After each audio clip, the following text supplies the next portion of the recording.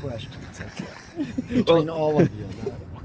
Well, Leon, I guess wisely. The most recent thing, obviously, getting Phil Beckner on the staff. Yeah. What was it about him that really appealed, and how does he fit in here? Well, I've known Phil for a while, and Coach Linder's really known him. He's actually worked with him, and Phil's got an association with this part of the country with his time at Weber State, and he's got such a good reputation out there as a player development guy and as a high-level connected recruiter that's just does a diligent job in everything he does. He's going to be a good fit for what we have staff-wise, and we've got a good group of young players, and I think player development is going to be a big key going forward.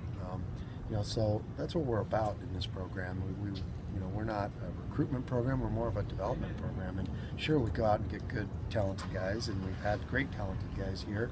But I think the most important thing that we've done with those guys is the development. You look at James Webb, for example, his development over the 3 years that he was here is so important to giving him a chance to make money playing basketball and giving him a chance to be a come out early guy. And that's what with these young guys that we have, I think if our focus is on that, they can accomplish some great things. You mentioned the player development aspect of what Phil brings to the table. It also seems like he's been the defensive guy at most places too. So it seems like Phil's that slot with Danny leaving. Right. What does he bring as defensive coach? That's a perfect. He did such a good job. I talked to Randy Ray about him, and Randy and I are, Randy's somebody I really trust and respect in this business, and he just was glowing about the things that he said that he did with their defense, and that's an area where we can improve, and I'm looking for improvement there. And 2 years ago when we won the league, we played great defense, and if we want to make a jump with next year's team, I think maybe that was something this year's team never quite did well enough. And we had moments of it, and we had times that we did, but I think night in and night out we weren't a great defensive team, and that's what we need to become. Obviously with Danny, you're happy when guys move up and have a chance to get a better opportunity. What did you make of his time here? I know brought in to fix the defense and kind of mixed results at times, like you said. But well, overall, I don't look at it as moving up, and sometimes it's just a great fit for him, and the fact that he's right back where his family is, and he can drive. His brother lives there in Dallas, and his brother's been a lot. Family's really important to Danny. So I think he's kind of from Big 12 country. That'll be good for him, and he's known Brad, and I think it's a neat opportunity for him. And like I said, it's a great situation for him, and with us, I think we rebounded perfectly, and we were able to add a guy.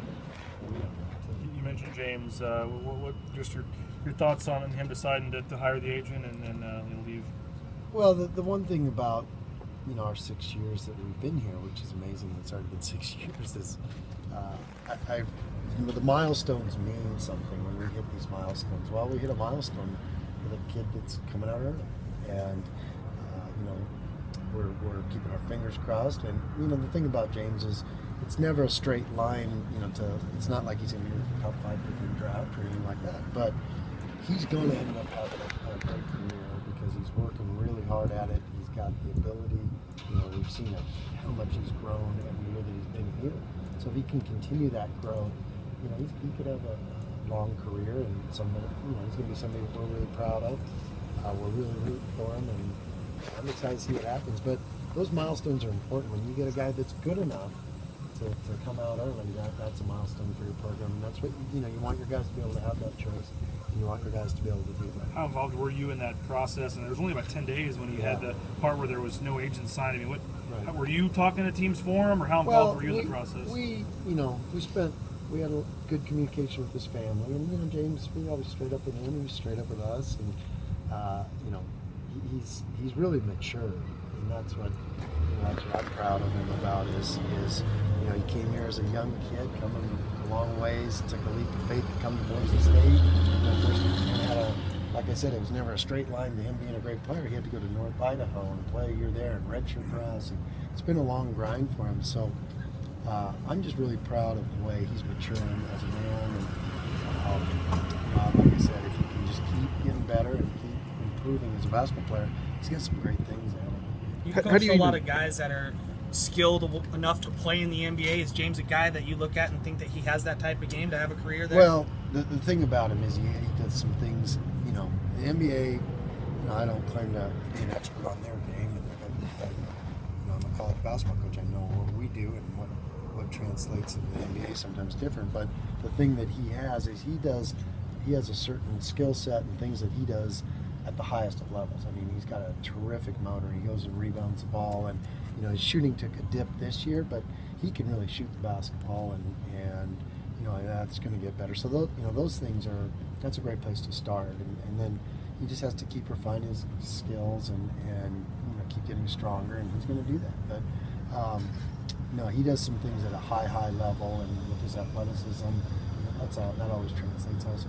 How do you even begin to replace a guy like that? Because he was so unique. Yeah. I mean, you got to try to recruit a similar guy. Do you try to have other guys here fill that role? Or that's one of the things that I think our team and our staff has done a good job of. Is we've had the guys that are, we haven't had maybe the 13 best when we won the league. We didn't have the 13 best players in the league. What we had was the right fits and the right roles, and so James brought us that athleticism that can match up with the Mountain West, and so we have to get a little more athletic, and we have to have some guys that can score the basketball that have athleticism and a little bit of size, because I think we've got I feel really good about our combo guards and our young guards that we're going to develop. We got good big guys in the stable. What we don't have right now maybe is that we got Chandler, and then we don't have that many other athletic wings or whatever you want to call them, 2, 3, 4 combos that can bring what James brought. So we that's the tough thing about losing a kid like that early. It's really hard to replace him. I mean, it was a long time in the making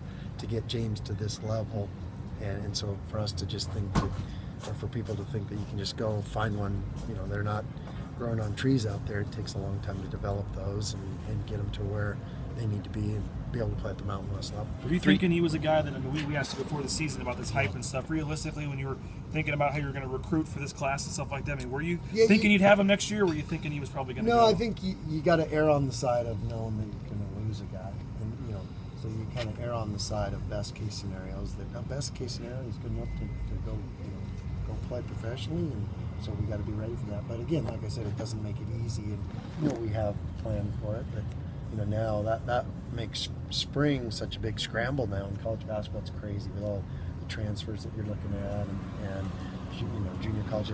But we're not alone. You look out there, it'd be one thing if we were the only team in the country looking for guys. It'd probably make it a lot easier. But you got, especially you look up and down our league, there's a lot of guys looking for players and that have scholarships available. So there's a lot of competition out there to get these guys. And so April's become kind of a mad scramble, and the landscape of college basketball has changed a lot that way with the transfers.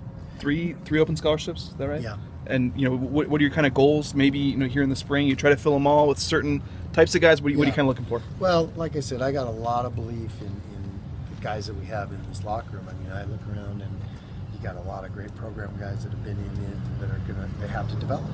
And you've seen some jumps around here from guys.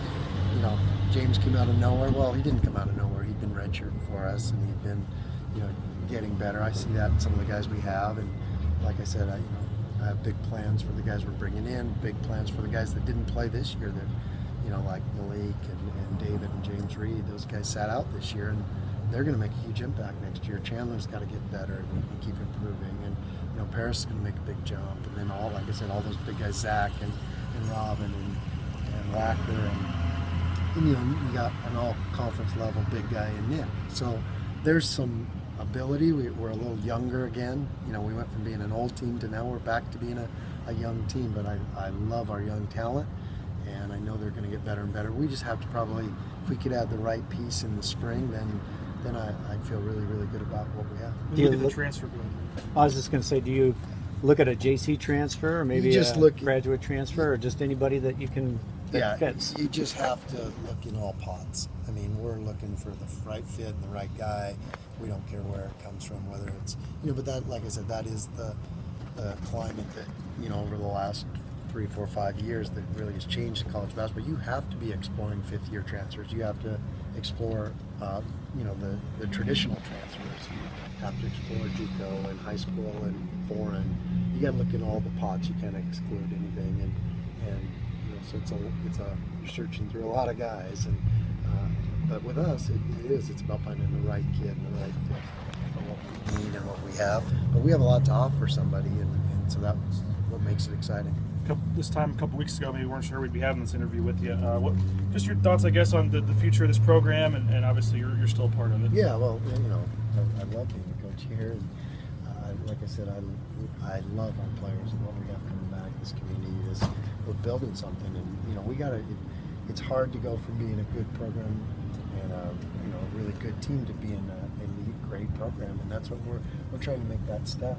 We've been pretty consistent. We won 20 games 4 straight years, and went to 2 out of the last 4 NCAA tournaments, and we've been in title hunts, and we've won the Mountain West, but now you got to take another step, and so we need a commitment from the community. We need a commitment from our players, our staff, our the administration, everybody. It takes more to do more, and we're going to have to keep stepping it up. When you look at the attendance, the resources you have, all that stuff, do you feel this can be a program that you can get to where you want to be? Well, again, nothing's ever changed as far as when I took this job, what I saw the potential in it. We got these great facilities, we got this beautiful community to recruit to, and the fan base, and we got a lot of things going. And it shows up by the kind of kids, when you get them on campus, the kind of kids you can get here, and the kind of kids that see this place, they're blown away a little bit. So I'm excited about the future. I feel like the guys that we've signed and the young guys we have, they even have a higher ceiling than maybe some of the guys that came before them. But the guys that came before them accomplished some amazing things. So, I feel like we are building it, but it's never, like I said, again, it's never the straight line to the top. You're going to have, like next year, we'll probably be a little younger team than we've been. How do you look at the expectations going forward for this fan base?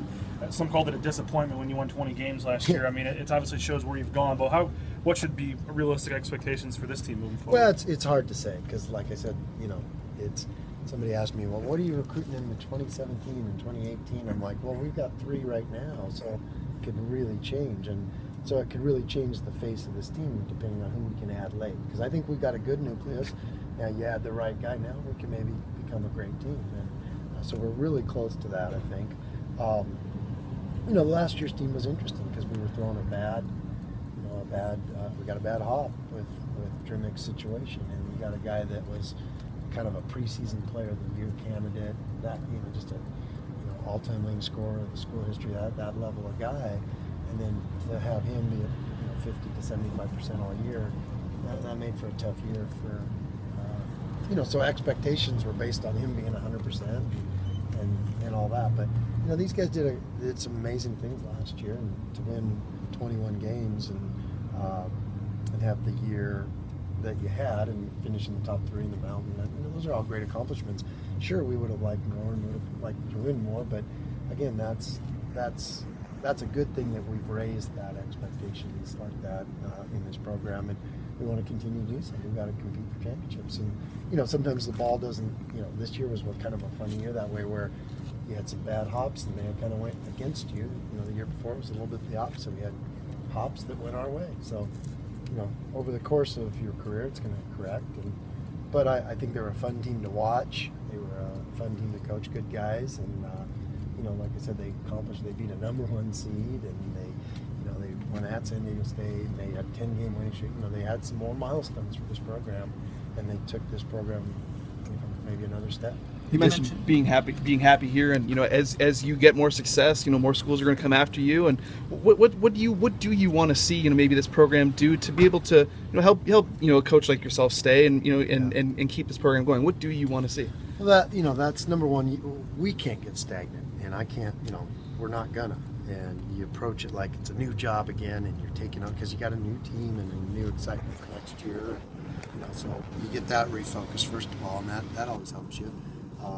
But you just can't allow that. Okay, we've done this, and we got all we need, and we're in the perfect spot right now. No, we have to keep growing it, and we have to have that growth mindset, just like our players do. They're always trying to get better, and as coaches, we got to get better. We got to improve this program, and so that's the thing that I'm always talking with our administrators about, and Dr. Custer gets it, Kurt gets it, is that we don't want to be stagnant. We want to be an elite team, an elite program in what's a great basketball league, and that takes a lot. It takes a commitment, starting from top down, and they've shown this commitment here, and so we got to keep building. And speaking, the decision not to go to a postseason tournament, talking with the administration, can you talk about the process there and why you came to that decision?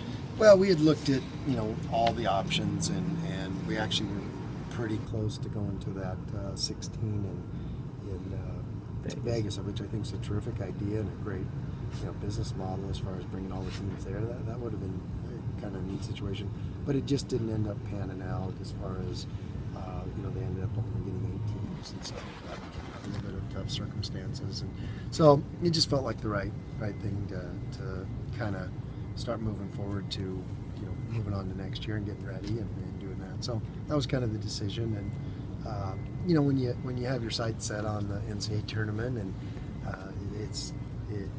if we would have been a really young team and needed more experience, I think that would have been a good fit.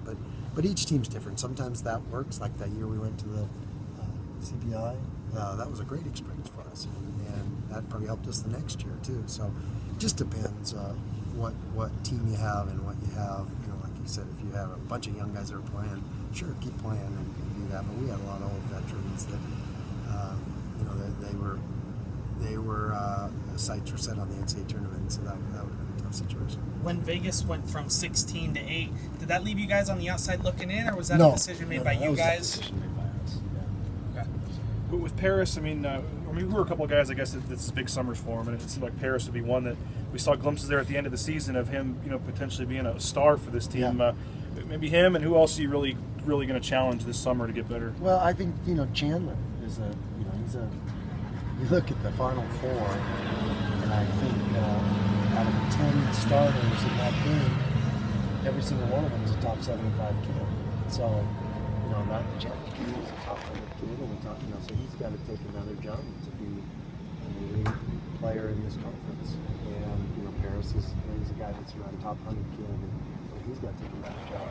So, I think we're going to see a lot of growth in all those big guys, because big guys develop at a steady pace, and it's kind of a slow development, but I've seen a lot of development there already with some of those guys. Big Robin was thrown in this thing, and he was kind of came in a little out of shape, and it was just boom, boom. He was all of a sudden playing games. So now he's got a chance to understand what we do here, how we do it. He's going to make a jump. Haney's making a jump. Wacker's making a jump. We're going to see a lot of growth from those guys too. And then you had Malik sitting out, and Tree sitting out in the guard spot. That both of those guys I think can impact this team and this program. You have 3 guys. How much of an impact can he have on next year's squad? He already has, and he has, and he's one of the best leaders I've been around. That kid, he wants to be a coach, and he's a coach's kid, and he just gets it. And so this has been, we always tell him, a player-led team can be good, a coach-led team can be great. Stop, reverse that. A player-led team, yeah, absolutely. A player-led team can be great, and we're seeing that with Travis. He's really leading this team. Like I said, he says the right thing at the right time to these guys, and they all respect him, and they all follow him. It's one thing to be a leader, but when nobody's following you, it's not going to work. But they have so much respect for him that it's going to make a big impact. And that, like you said, those fine line things are the things that separate your team, and I love when I'm seeing that with James. You have 3 guys who are 6'10" or taller coming back, and you got a young point guard in Paris. Yep. Does that make you kind of we want to change things a little bit? How you kind of run things if you have those options? We always adjust to what we have, and that's kind of what I used to be more comfortable with a long time ago, just those traditional bigs. But those guys, they don't lack skill. Haney and Wacker and Nick and Robin can all shoot the ball, and they're all skilled enough to handle it on the perimeter. And so they're not the old school big that has to just go sit on the block and clog up the lane for us. We will adjust. We adjusted last year. We became a really good team that could score on the block, with James and Nick. So I think there will be some tweaks to how we play offense a little bit, but not an overhaul.